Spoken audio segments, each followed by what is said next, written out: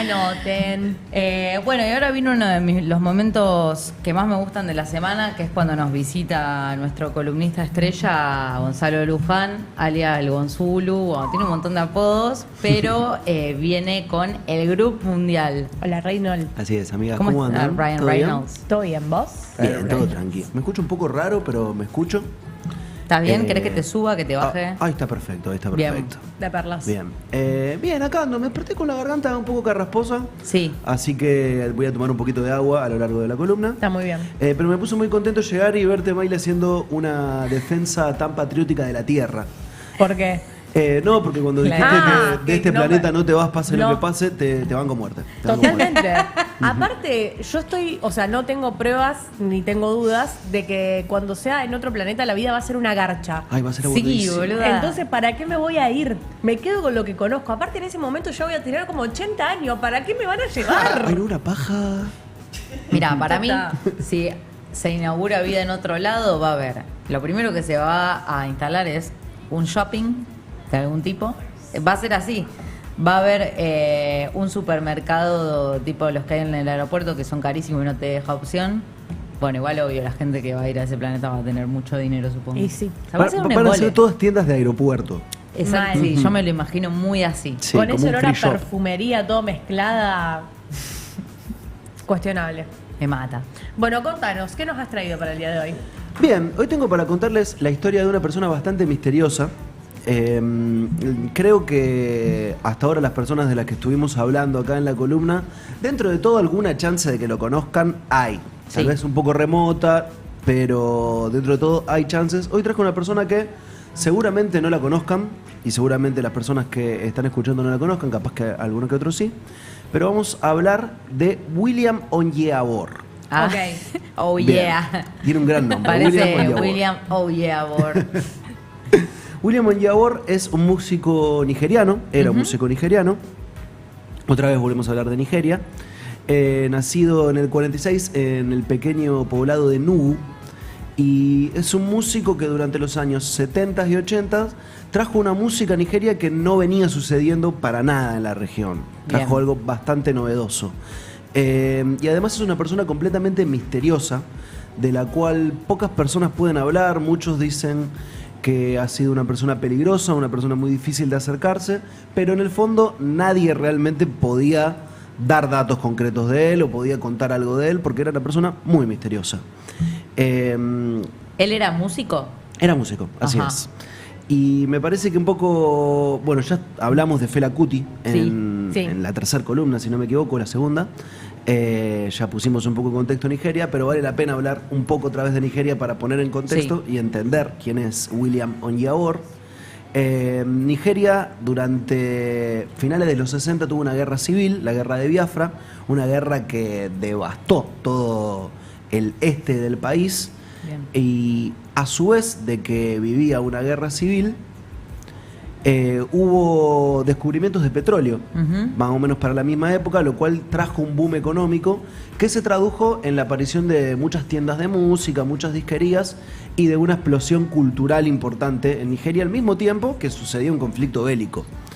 Y esto también se tradujo justamente en la aparición de muchas bandas nuevas y en la aparición de un movimiento cultural contracultural, un movimiento de resistencia ante lo que estaba sucediendo, que estuvo muy influenciado por lo que venía de Estados Unidos, sobre todo de la música de James Brown, Ajá.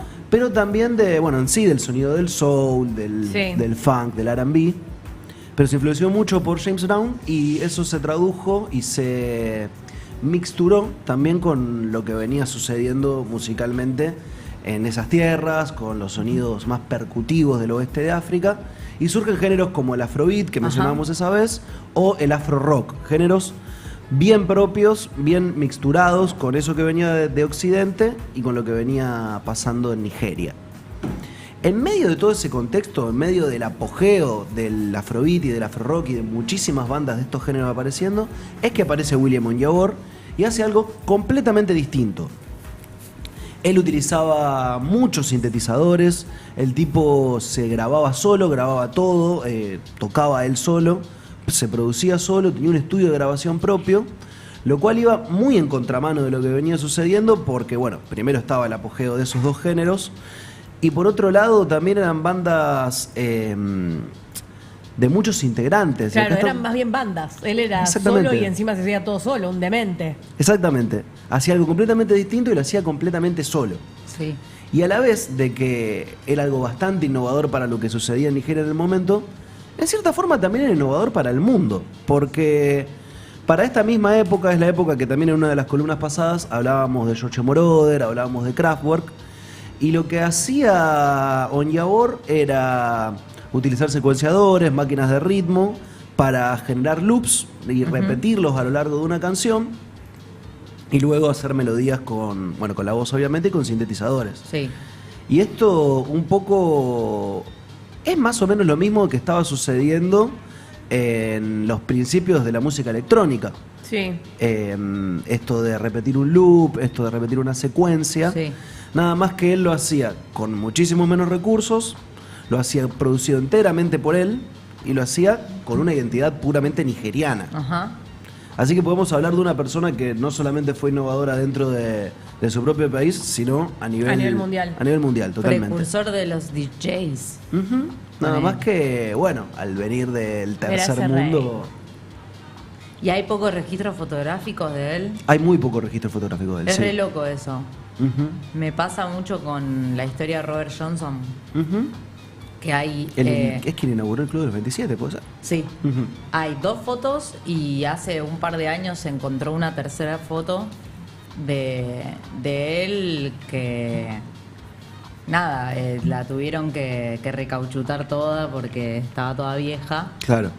y solamente tenemos 3 fotos Increíble. de Robert y de él, no sé, pero también se nota que son muy viejas y él tocando en traje. Así, ahí lo vemos tocando en traje, tocando un sintetizador y atrás tiene como 3, 4 más y si se hace un poco de zoom en la foto, está cantando con 8 micrófonos. Un pulpo, básicamente, o sea. Con 8 micrófonos. Realmente. Rarísimo. ¿Por qué con 8 micrófonos? La verdad que eso no se entiende. Capaz que tenía cada uno conectado a un como equipo efectos diferente. diferentes. Claro. ¿No? Me imagino. Y puede ser realmente. Porque la O verdad capaz es que, los tenía acomodados así. capaz que le pintaba la más loca nomás. Claro. Tenía ganas de romper los huevos. Sacame una foto así como que estoy innovando. La Me verdad es mata. que viendo esa foto ya te digo que es un personaje bastante excéntrico. Sí. Sí, re, no me lo imaginaba en traje. Y En bueno, esa época. realmente hablamos de un misterio por todas estas cosas, pero también empezamos a hablar de un misterio porque no se entiende de dónde sacaba estos instrumentos. Sí, de una. El tipo tenía muchísimos sintetizadores, tenía un estudio de grabación propio y no solamente hablamos de equipos que eran bastante caros, sino hablamos de equipos que no se conseguían en Claro, Nigeria. Que no tipo, es eran que- nuevos. Eran nuevos, no era que simplemente ibas a un estudio y te comprabas todos esos sintetizadores. Sí. No se sabe bien eso y esa foto lo refleja bien. Pero también es un misterio porque, a ver, la escena del afrobeat y del afrorock y la escena musical nigeriana era una escena creciente, pero a la vez era una escena chica, donde Sí. se conocían todos con todos, pero a William Onyeabor no lo conocía nadie. Alguno que otro lo había visto en un estudio de grabación, pero nunca nadie había cruzado una palabra con él, nunca nadie podía dar un dato certero de él. Nadie sabía nada realmente. Hay muchos mitos, porque hay muchas historias cruzadas cuál es su origen, pero parece que la más potable es que estudió cine en Moscú y que volvió a Nubu con la intención de poner un estudio de cine y de grabar una película, para la cual grabó también el soundtrack. Lo cierto es que tuvo muchas complicaciones en ese proceso y se pasó un poco a la producción musical y ahí le empezó a ir un poco mejor. Claro. Ese soundtrack termina siendo su primer disco y entre todas las teorías esta parece la más potable. Y si nos ponemos un poquito... Iba a decir algo muy falopa, que es muy parecida a la historia de Kali Uchis.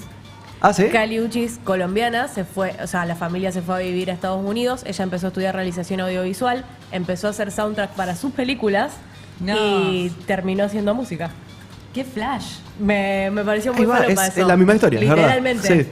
Muy demente. Lo Es que- sabrá ella. Perdón, te reinterrumpí. No, pero no debe ser nada fácil producir cine No. y bueno, si de paso te diste cuenta que sos buen músico, bueno, dale por ahí también. Y sí. Parece ser que un poco eso fue lo que hizo William. Y si nos ponemos, si seguimos esta hipótesis, si nos ponemos un poco hardcore, parece ser que él habría conseguido un financiamiento soviético para tener esos equipos, porque realmente, ponemos, no se entiende de dónde sacó esos equipos, parece ser que alguien en la Unión Soviética le financió esos equipos y le dio plata para producir, y esos equipos los lleva de la Unión Soviética a Nigeria. Realmente no se sabe si esta teoría es real, pero lo que sí es real es que hubiera sido imposible que él pueda comprar esos equipos. Sí, cómo los traía además en esa época, ¿no? Claro, totalmente. Alguien de repente se lo encontró y tenía todo eso. No se sabe cómo lo hizo, pero estaba haciendo algo completamente distinto para la época. Lo cierto es que para principios de los 80 le empieza a ir bastante bien, empieza a ser mucho más exitoso con su música, saca un tema que se llama Hypertension, que la pega porque justamente hablaba de un fenómeno bastante endémico en Nigeria en la época, que es la hipertensión. Ok. Y para el 85 saca su último disco, que es Anything You Saw.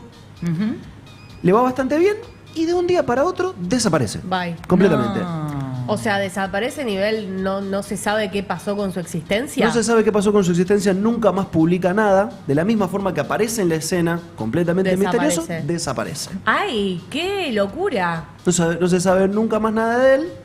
¿Y qué empieza a pasar después? Se vienen los 90 y con los 90 empieza a pasar toda esta fiebre de la música africana a nivel mundial, de la investigación musical. Empiezan a aparecer muchos DJs que pinchaban música africana. Y con la muerte de Fela Kuti esto se populariza más. Y ya para el 2003 o 2001, si no me equivoco, el sello discográfico Strat saca un compilado que se llama Nigeria 70, que está buenísimo, que un poco repasa todo lo que venía sucediendo en esas décadas en Nigeria. Y ahí se encuentran con William Onyeabor y se dan cuenta de esto, de que la música es completamente distinta a todo lo que venía sucediendo. Claro. Y se encuentran con una sorpresa. Más o menos para principios del 2010, otro sello discográfico, Luaka Bop,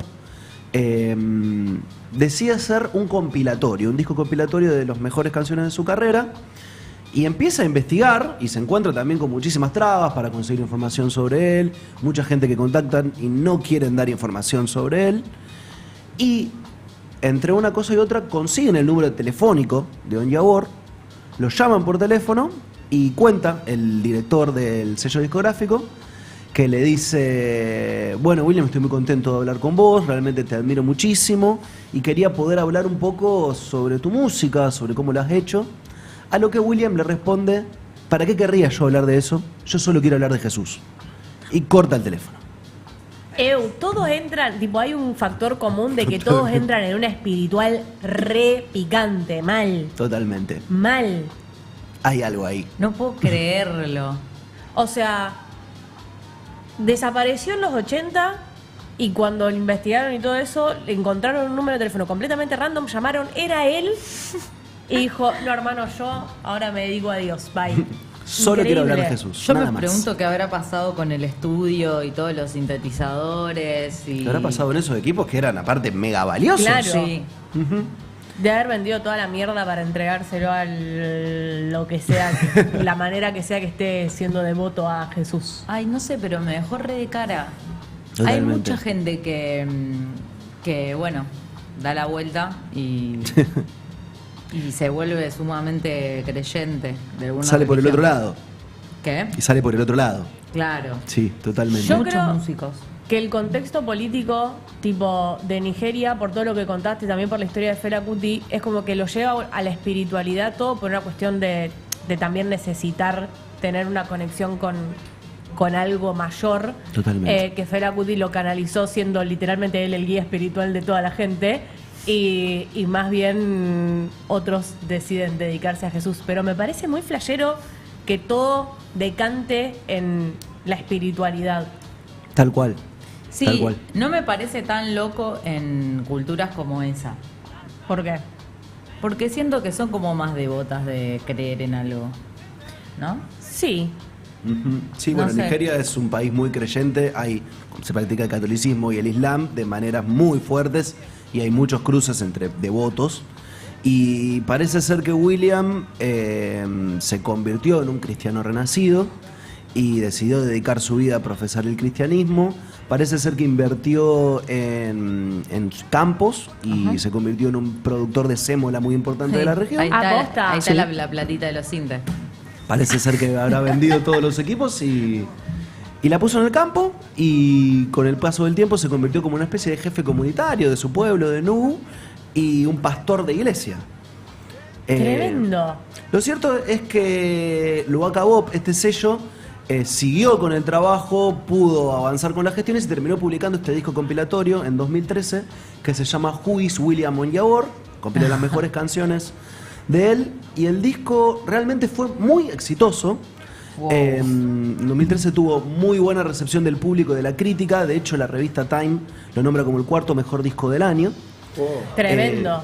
Y cuando sale el disco, el New York Times saca una nota hablando del músico misterioso que está escondido en su palacio en Nigeria, viendo televisión religiosa, mientras que se presenta su disco y miles de fanáticos en Estados Unidos lo adoran.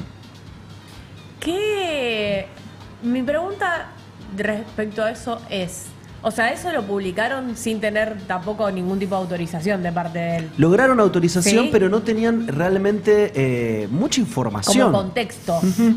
Lo cierto es que acá viene una parte que les va a interesar mucho a ustedes, porque es que cuando se publica el disco aparecen un montón de melómanos Sí. que lo venían siguiendo, y se forma la Atomic Bomb Band, Ah. que llevó su música de gira por el mundo, y la banda estaba integrada por David Byrne, No.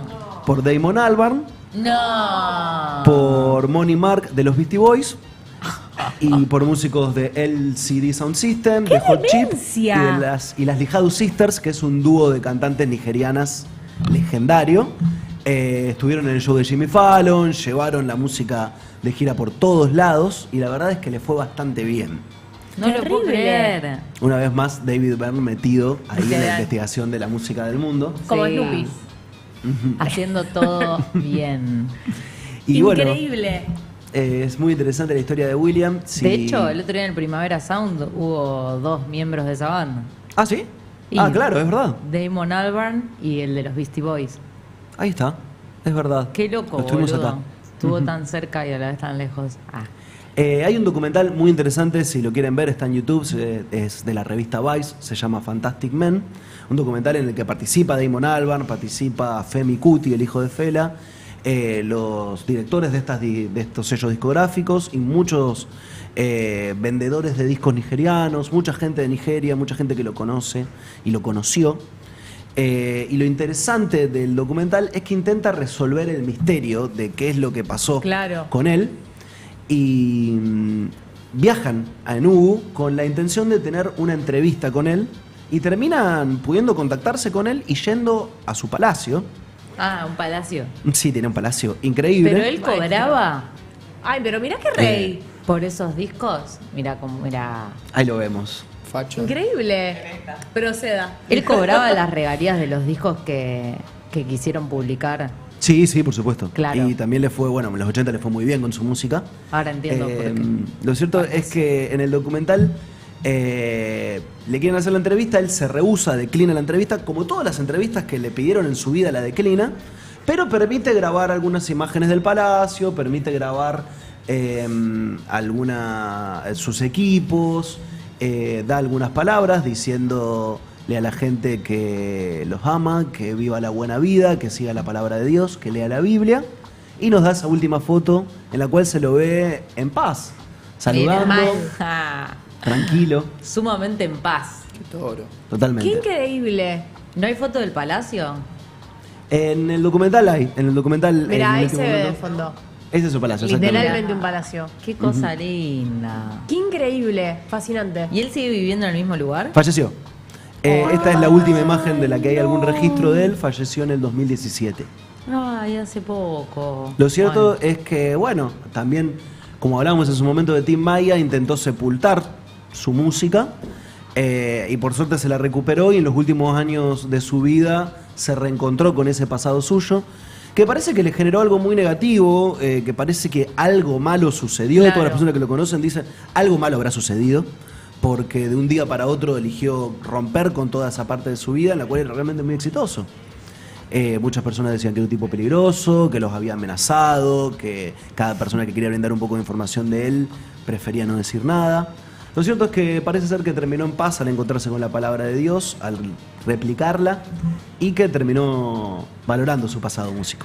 Para mí él cometió un delito Teorías. y la culpa cristiana hizo que diera la vuelta entera y así terminó.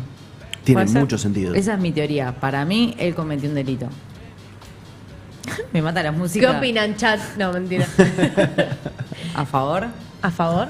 Banco esa teoría. Algo malo sucedió. Sí, claramente. Algo malo sucedió. Una turbia hubo.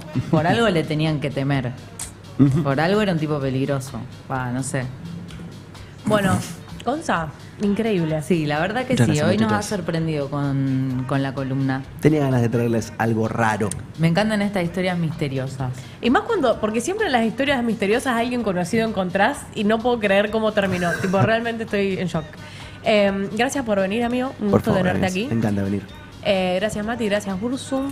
Esto ha sido todo por hoy. Gracias, Valcha. Gracias a todos. Gracias al Chot. Gracias al shot. Se quedan de 10 a 13 con Enchastre y nosotros nos vemos mañana a las 9 con Barley. Mañana Barley. Así es. Bye.